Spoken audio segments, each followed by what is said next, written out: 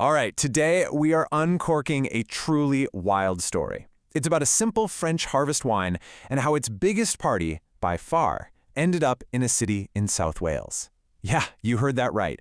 It's a tale of marketing genius, a crazy race across Europe, and some very, very stubborn locals. So our story doesn't actually start in the vineyards of France. Nope, we're starting in Swansea, Wales.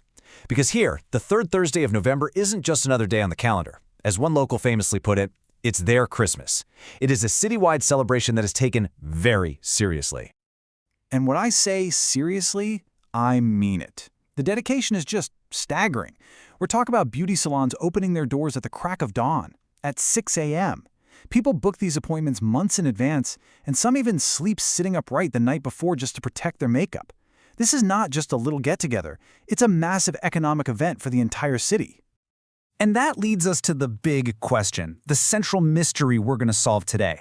How on earth did this French wine festival become so deeply ingrained in a Welsh city, especially after most of the UK had already moved on? Well, to find the answer, we first have to understand what this wine actually is. So to understand how we got here, we've got to rewind the clock a bit and head over to the Beaujolais region of France, which is just south of Burgundy. This is where it all begins. So the key thing to know is that Beaujolais Nouveau is what's called a vin de primeur, basically an early wine. Unlike most red wines that you cellar and age for years, this stuff is all about celebrating the harvest right now. It's like a snapshot of that year's vintage, meant to be drunk young, fresh, and right away.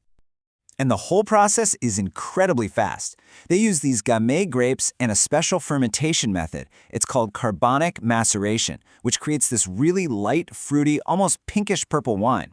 The big thing is that it's super low in those bitter tannins you get in other reds. It goes from the vine to the bottle in just a couple of months. It's made for an immediate party, not for a dusty cellar. You know, in the beginning, this was just a local tradition. It was a simple, cheap wine for the vineyard workers to knock back and celebrate the end of all their hard work. So how did this humble local drink become a global sensation? Well, this is where a stroke of absolute marketing genius enters the picture. This is how you turn a local custom into a worldwide phenomenon. And it's thanks, in large part, to one man. Le Beaujolais Nouveau est arrivé. This simple, iconic phrase became the rallying cry. It was plastered on banners all across France. And this was the work of a winemaker named Georges Dubois. He got a nickname, the Pope of Beaujolais. And for good reason. He was a master at promoting the wine's release as this huge, festive, can't-miss event. See, Dubois didn't just sell wine. He sold an experience. He piggybacked on something called the Beaujolais Run, which was this frantic, madcap race from France to London to be the first to deliver the new bottles. The media absolutely loved it. I mean, one year the winning team used an RAF Harrier jump jet to get there. No joke. By the 80s, the whole world wanted in on the party. And the whole event got more and more official over time. An official release date was set back in 1951. But the real game changer came in 1985, when they moved the release to the third Thursday of November. That was a calculated move, right? To help people kickstart a long weekend of celebrations. But, like a lot of trends, the party couldn't last forever. By the time the 90s and 2000s rolled around, what was once the height of fashion started to feel a little, well, dated. For most of the world, the Beaujolais bubble had definitely burst. Yeah, what was once super chic became pretty unfashionable. The brand got damaged by just being everywhere, and, this is the critical part, by really inconsistent quality. A lot of the wine was just not good. It was weak, acidic, and some people said it tasted more like bananas than fruit. The UK especially fell out of love with the whole tradition. But even though it faded in Britain, it stayed huge in other places. Japan is now the world's biggest importer of the stuff. Some enthusiasts there have even taken communal baths in the wine. Germany and the US also kept the tradition going strong. Which brings us right back to our original question.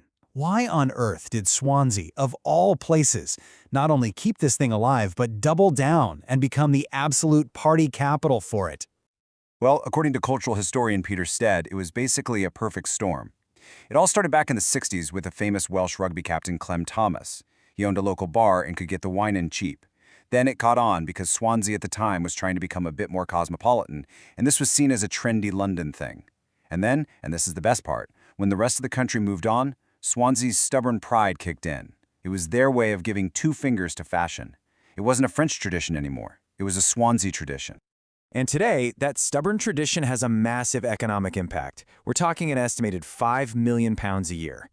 At this point, Beaujolais Day is just too important for this city's restaurants, bars, and salons to ever let go. It is locked into the calendar. So the question is Swansea just this wonderful, quirky holdout? Or is it possible they were actually ahead of the curve? Because here's the thing. Recently, Beaujolais Nouveau itself has started to have a bit of a global revival. Winemakers are focusing on quality again, not just quantity. And in our age of, artisanal everything, a traditional harvest festival feels really authentic. Plus, its bright colors and festive energy are perfect for social media. And that light, food-friendly style is really appealing to a whole new generation of drinkers. So it really makes you wonder. As the rest of the world starts rediscovering the simple, unpretentious joy of Beaujolais Nouveau, maybe, just maybe, Swansea never forgot what the celebration was all about in the first place. A great excuse for a massive party to brighten up a dreary November day.